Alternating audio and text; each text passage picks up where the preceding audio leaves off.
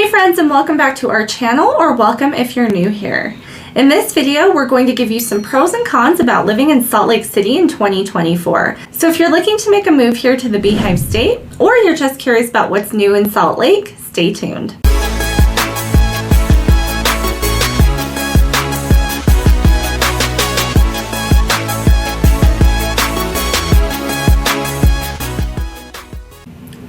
If this is your first time to this channel and you want to know everything about living, eating, sleeping, working, and playing in northern Utah, then subscribe below and tap the bell for notifications so you can be the first to know about the current market here in northern Utah.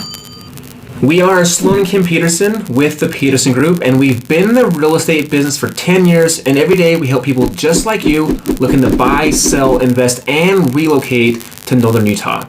Whether you're moving in 9 days or 90 days, give us a call, shoot us a text, or send us an email. All of our information is in the description below, so we can help you make that smooth transition to northern Utah.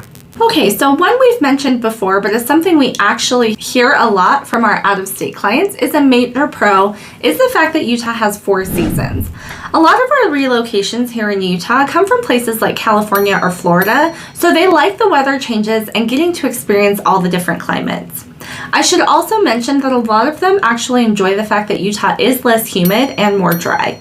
It makes for a different kind of hot and cold in terms of weather, but even as a local, the 4 seasons is definitely a major pro. Especially if you're fickle like me, I'm always ready for something different. And it's really awesome too, because no matter what you like to do, you can find activities to do during any season. And just seeing Utah's landscape change is really beautiful in all seasons, just seeing all the differences there. So another pro is going to be our job opportunities and our low unemployment rates here in Salt Lake. In fact, Salt Lake was actually ranked number 4 in economic strength across the country, and that's in large part due to our strong job market. Utah's thriving employment landscape reflects the state's diverse and growing industries from technology to manufacturing, which attracts both talent and investments to the region. Utah's economic policies and business-friendly environment have both been pivotal in creating job opportunities and maintaining a stable job market. This makes it an attractive destination for professionals seeking growth and stability in the job market. Yeah, something we always talk about that we love about Utah's job market is it has a range of jobs. There's no one industry that kind of drives its economic force. So that makes it really stand any sort of market changes within the United States. Yeah, definitely. So when we had the recession back in 2008 and 9, Utah actually only lost 12% of value, where the most of the country lost around 19 to 25%. So kind of think of like Detroit, right? They have, the car industry. When that went under, it took the whole state with it. Utah, if we have any sort of downturn in anything, we kind of just weather it really well, just because we have so many different avenues in economic strength. Okay, that brings us to the next pro, and that's our fair taxes here in Salt Lake and Utah as a whole. Utah's tax system is particularly appealing to businesses, featuring one of the lowest corporate tax rates in the nation and a competitive individual income tax structure. This tax-friendly environment encourages investments and growth, making Utah an attractive destination for entrepreneurs and established companies. The state has a flat 5% income tax rate, which is considered really good across the country. So another pro that's going to make the list every single time is going to be our outdoor recreation and the fact that it's year-round. So we have easy access to mountains, lakes, ski resorts, and 5 national parks from pretty much anywhere in the state, and even our capital city of Salt Lake, you're really only 20 minutes away from most of these activities, which is actually quite rare in most big cities. So if you're outdoorsy like I am, then it's definitely going to be a big pro to you. Living in Ogden, I can just go within 5 minutes from my house and be at 5 to 10 different trailheads. So if you love hiking or any of that kind of stuff, outdoor recreations, you're definitely going to love Utah and Salt Lake. Okay, so a much overlooked pro would be our friendly communities, even in a big city like Salt Lake. Salt Lake City is a melting pot of diverse cultures and backgrounds where residents take pride in their inclusive and neighborly spirit. From the bustling downtown areas to the serene suburban neighborhoods, Salt Lake City offers a unique sense of belonging and camaraderie. The city's community-centric events, local gatherings, and volunteer opportunities further foster connections among residents, making it an ideal place for newcomers and longtime inhabitants alike to feel at home. And one other pro we're going to touch on today is the affordable home prices. Now, I know that if you've seen our recent market booms the last few years, you're probably not going to agree that this is a pro, but let me explain real quick. In 2024, Salt Lake City has been addressing affordable housing through a comprehensive strategy that includes Mayor Aaron Mendenhall's $20 million investment in affordable housing.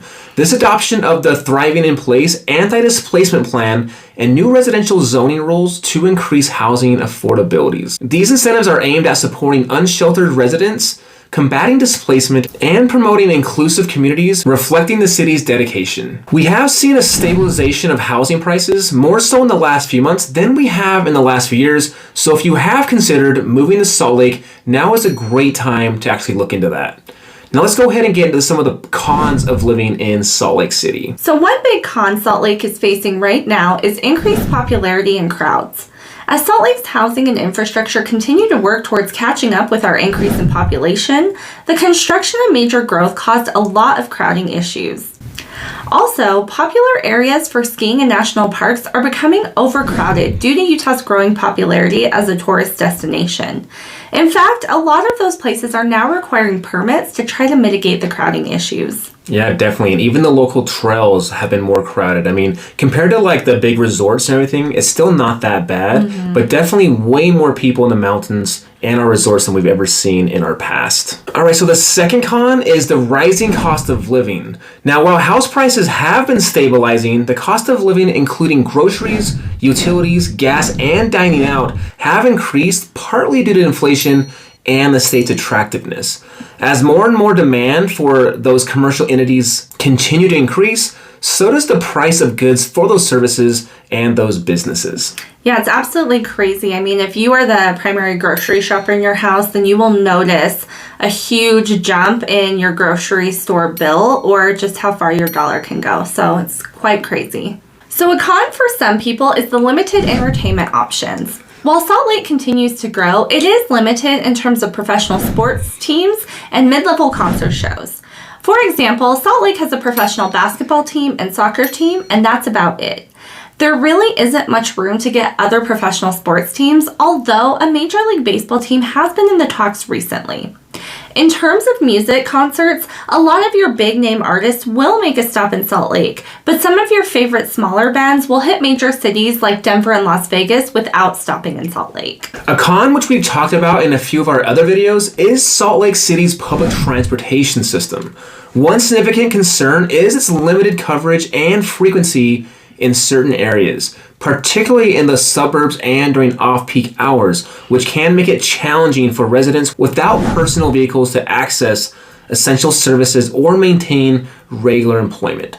Additionally, the reliance on buses and the light rail system that primarily serves those specific corridors can result in longer travel times compared to just driving yourself. This does sometimes deter potential users who would prioritize convenience instead. Furthermore, seasonal weather conditions can impact the reliability and comfort of public transportation, potentially discouraging use during those extreme weather events. So if you're out waiting on a platform for a train and it's 105 degrees outside, or it's raining, or even like we have now, right? It's snowing out there. It could make waiting for that bus or light rail or front runner, whatever you want to call it, a lot more unfavorable, right? You'll be freezing or burning out. Yeah, and actually when we used to take public transportation, the drive would be an hour, but it would take us 2 hours just because it doesn't come as frequently. You have to take a bus to a light rail to the front runner, which is kind of like our high-speed commuter rail. So it's really not convenient, especially if you miss the front runner by like a couple minutes, you're waiting an additional hour for the next one to come. So it really isn't as convenient as it could be for sure. Okay, so the next con is low salaries. Again, very relative in comparison to where you may be coming from, but nationally speaking, Utah is below average on the salary scale. Keeping in mind, however, that our cost of living is lower compared to other states, it still would be nice to see our salaries catch up in comparison to our talent and education here in Utah. So this one we've talked extensively about, but Salt Lake City's air quality is a major con.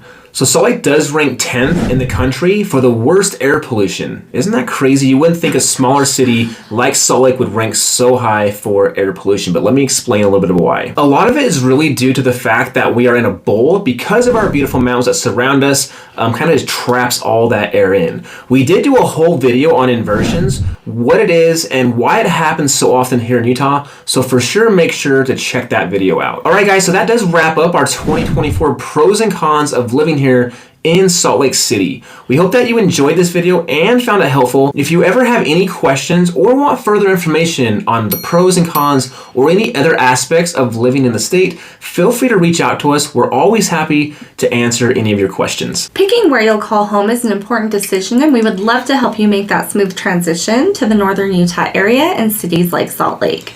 If you're looking to purchase in the northern Utah area, we would love to help you out. Give us a call, shoot us a text, or send us an email. And until next time, we are keeping it real. Estate.